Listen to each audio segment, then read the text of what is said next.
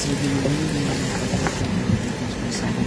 ng squid. So, i-prepare na ako ang squid with ang egg niya, guys. Tapos, mga lamas, kamatis, luy, aguban pa, guys. So, na ang forma sa akong puso saging. So, ako siyang gibutangan og suka, tubig, ug asin.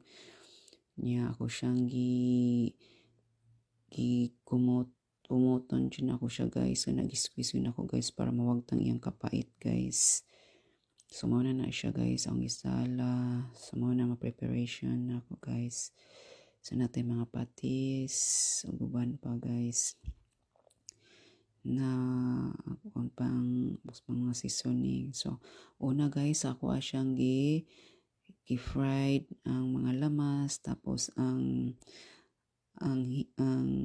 squid. So, wala na ako gidugay, guys. Ang squid kay basig mga rubber siya ba taste. So, muna na siya, guys. Ako siyang gi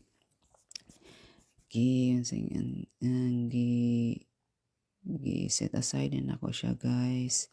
And then ako na siyang ibutang ang puso sa saging.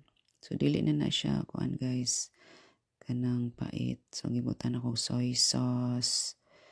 And then, sama na siya, guys. Akong gibalik to ang katong squid nga akong giset aside, guys. Sama na siya ako ang puso sa saging with pusit version. So, sa YouTube sa kuha na ni.